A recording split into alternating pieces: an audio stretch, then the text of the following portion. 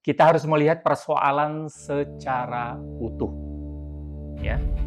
Karena selama bertahun-tahun publik sering melihat transisi energi sebagai sebuah pilihan, seolah-olah hijau atau kotor. Dan seolah-olah kita hanya memilih dua hal, batu bara atau energi terbarukan. Padahal kenyataannya lebih rumit. Krisis energi global memaksa sejumlah negara di Asia kembali mengandalkan batu bara. PLN mengungkapkan pemadaman listrik bergilir di sejumlah daerah terjadi akibat kendala teknis dan pasokan batu bara. Kondisi pasokan batu bara untuk pembangkit listrik milik PT PLN Persero di tengah munculnya isu mengenai keterbatasan stok energi primer. Meski penggunaan batu bara diperkirakan meningkat dalam waktu dekat, tren jangka panjang masih mengarah pada transisi energi.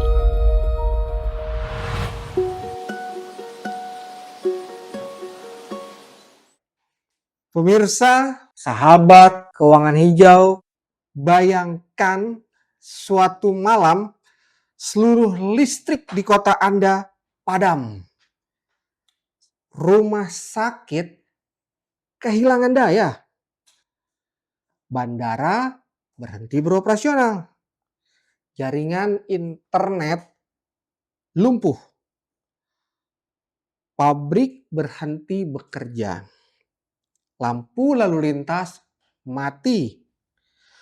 Kemudian seseorang berkata, kalau ingin listrik kembali menyala, kita harus kembali mengandalkan batu bara.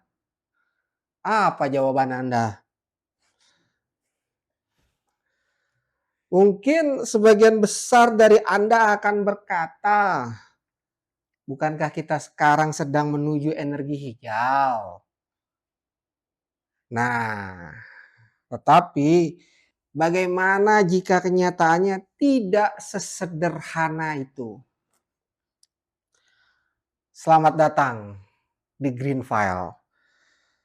Sebuah podcast investigasi yang tidak hanya membahas energi, tapi juga uang, cuan, hutan, kebijakan, dan integritas. Saya, Sony Agung Saputra, akan memandu podcast kali ini.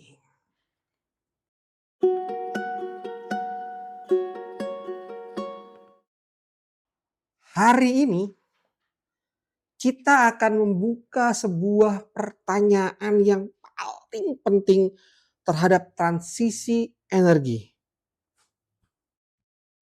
Anda tahu mengapa ketika dunia berbicara tentang net zero emission, batu bara justru belum benar-benar ditinggalkan?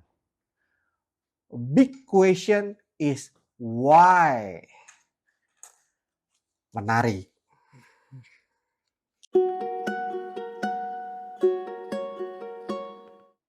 Janji hijau atau realitas baru? Hampir setiap minggu kita mendengar istilah yang sama. Net zero, green economy, green investment, ESG, karbon, energi bersih, mobile listrik. Seolah-olah dunia sedang bergerak menuju masa depan yang lebih hijau.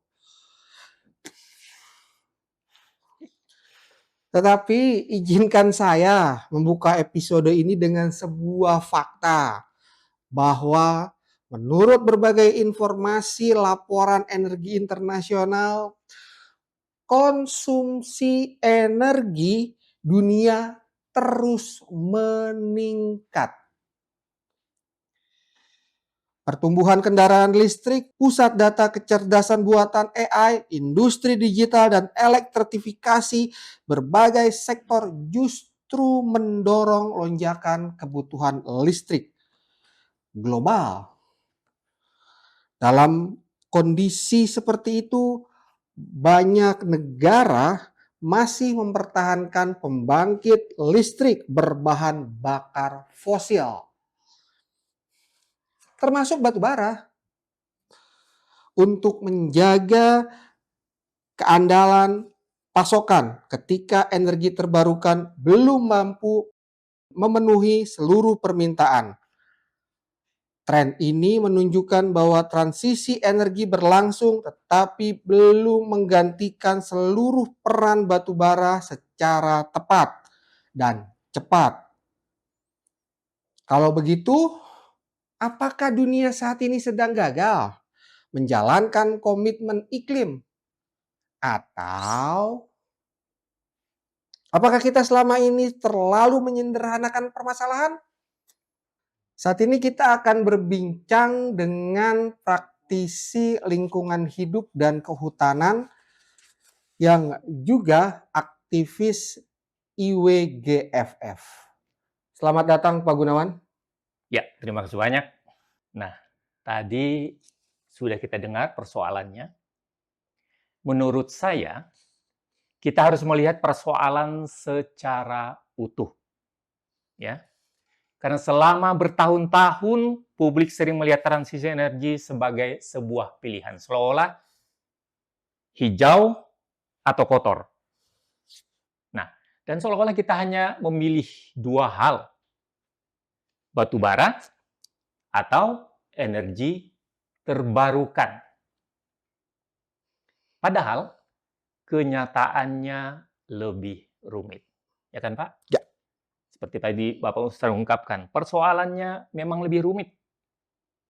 Yang sedang dihadapi dunia bukan hanya krisis iklim, ya, bukan hanya krisis iklim, tetapi juga krisis energi, krisis geopolitik, kemudian persaingan ekonomi, dan saat ini ledakan kebutuhan listrik akibat revolusi artificial intelligence atau AI itu luar biasa. Rupanya mereka membutuhkan energi besar, ya. Jadi kemajuan membutuhkan energi. Nah, ketika permintaan listrik naik sangat cepat, sementara pembangkit energi terbarukan belum sepenuhnya bisa memenuhi energi tersebut, maka banyak negara yang walaupun mereka punya komitmen ya, tetapi banyak negara masih menggunakan pembangkit batu bara sebagai penyangga sistem. Itu, Pak. Baik. Jadi menurut Pak Gunawan, batu bara sebenarnya bukan sedang kembali. Tanda kutip. Ia memang belum benar-benar pergi.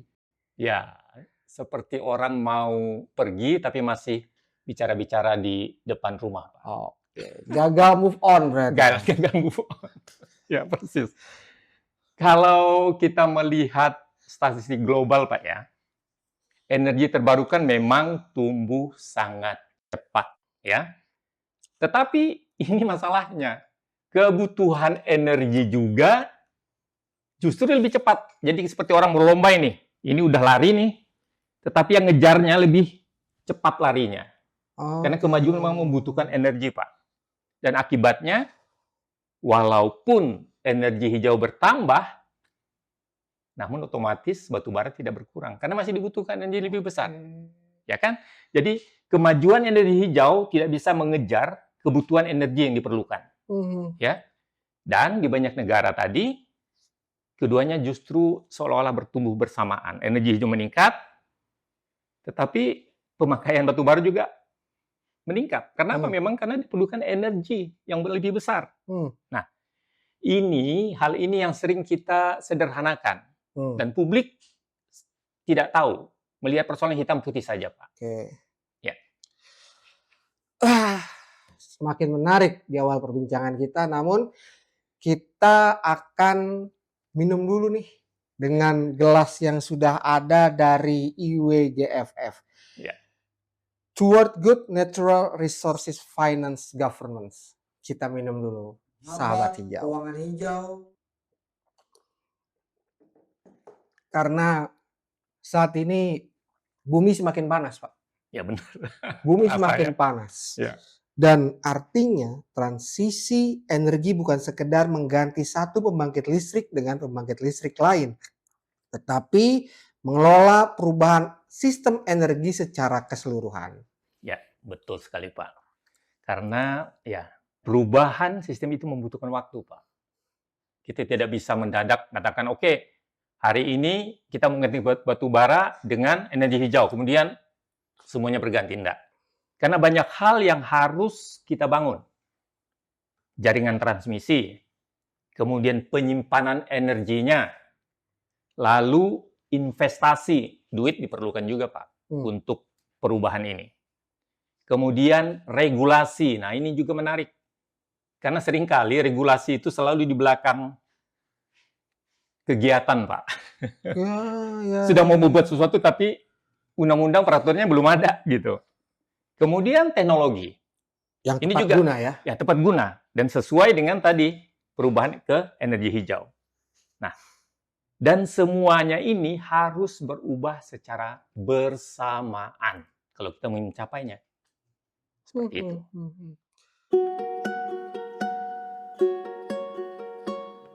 Dalam podcast ini, kita tidak ingin berhenti pada opini.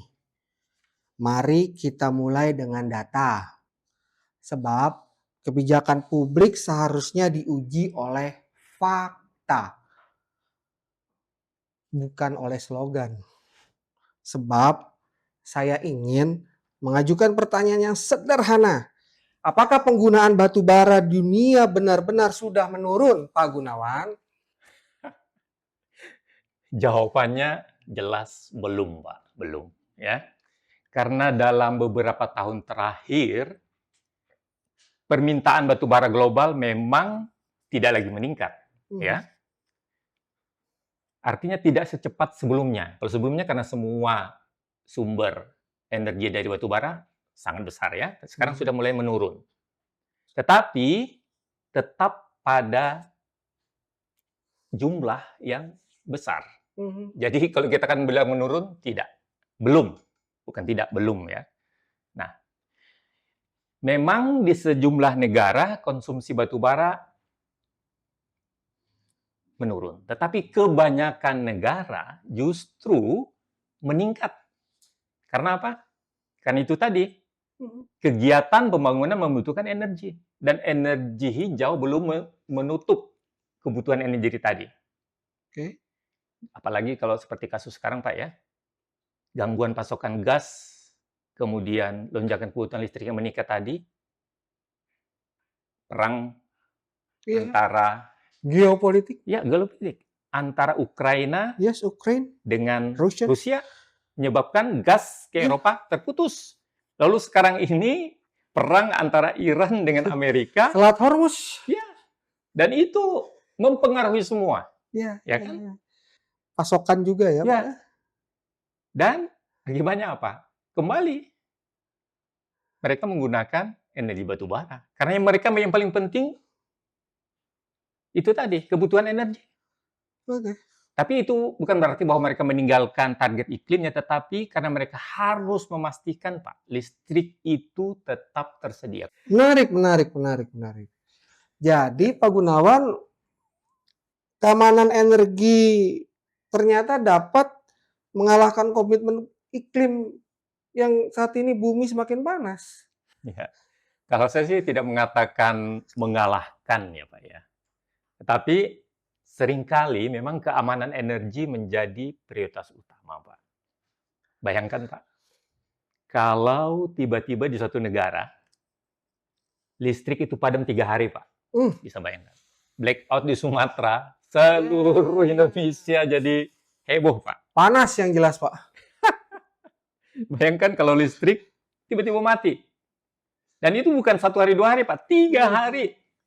Rumah sakit terganggu, bandara terganggu, berhenti, pabrik berhenti, ekonomi bisa kehilangan miliaran rupiah, Pak.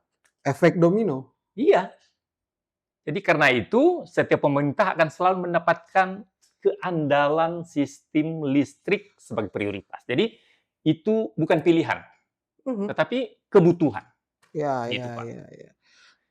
Tapi ada perkembangan baru yang menurut saya menarik nih. Ada artificial intelligence, data center, cloud computing. Ya. Apakah benar teknologi digital sekarang ikut mengubah peta energi dunia, Pak Gunawan? Pasti, Pak, pasti. Sesuatu yang sebelumnya tidak diperkirakan lah ya. Karena 5 tahun lalu, sebelum ada AI, sebelum ada segala teknologi sekarang yang baru itu ya, isu seperti itu hampir tidak dibahas. Karena orang belum tahu apakah memerlukan energi atau tidak. Dan sekarang ini kenyataannya, Pak, ya. AI menjadi salah satu penyebab pertumbuhan konsumsi listrik tercepat di dunia. Pasti ada yang tanya-tanya, kok bisa gitu ya? Karena, bayangkan Pak, satu pusat data AI dapat mengkonsumsi listrik secara kota kecil, Pak. Oke. Bayangkan, satu Pak, Satu kota kecil, Mhm. kebutuhan listrik mereka. Nah, jadi itu berarti bahwa memang dibutuhkan negeri yang besar. Dan itu nggak bisa berhenti, Pak. 24 jam terus-menerus. Yes. Jadi energi itu sangat-sangat besar. Juga pendingin data center. Coba bayangkan, kalau ratusan pusat tadi data center, AI tadi dibangun secara bersamaan. Jadi pertanyaannya bukan lagi apakah AI akan mengubah dunia, tetapi apakah sistem energi dunia siap menyediakan energi dan listrik untuk AI. Nah, menariknya gini, Pak. Ketika kebutuhan listrik meningkat sangat cepat, negara-negara kembali menghadapi pilihan yang sulit. Menunggu energi terbarukan berkembang di satu sisi, atau menggunakan pembangkit listrik yang sudah ada atau sudah tersedia. Nah, disitulah yang seringkali disebut paradoks pembangunan, Pak, ya. Karena apa? Karena memang di satu sisi kita ingin mengurangi emisi, ya kan? Tetapi kita juga tidak ingin ekonomi kita menurun. Kita ingin meningkatkan ekonomi kita. Ya, bukan hanya terus tapi harus meningkat. Jadi karena itu transisi energi sesungguhnya bukan perlombaan antara batu bara dengan energi hijau. Yes. Jadi kembali bukan hitam putih, ya. Melainkan perlombaan membangun sistem energi yang mampu memenuhi 3 tujuan sekaligus, Pak. Apa tuh, Pak? Ya, pertama, listrik harus tetap andal. Oke. Harus selalu tersedia, ya kan? Kedua, emisi harus turun. Oke. Ketiga, nah ini juga penting, Pak. Biaya energi harus tetap terjangkau. Kadang-kadang kan energi hijau itu lebih mahal, Pak, ya. Oh iya. Tapi ketiga ini harus bukan memilih salah satu. Ketiga-tiganya harus bersamaan dan tidak boleh gagal. Karena transisi energi akan kehilangan dukungan masyarakat. Kalau tadi mahal, Pak. Ya. Tetapi gini, Pak, permasalahannya. Bagaimana dengan Indonesia? Indonesia berkomitmen mencapai net zero emission pada tahun 2060 atau lebih cepat. Ya. Indonesia juga memperoleh dukungan internasional melalui berbagai intensif pembiayaan transisi energi. Namun, Indonesia tetap menjadi salah satu produsen batu bara terbesar di dunia. Ya. Apakah Indonesia sedang mengalami paradoks yang sama atau ketika justru kita menghadapi persoalan yang berbeda nih? Itulah yang akan kita telusuri.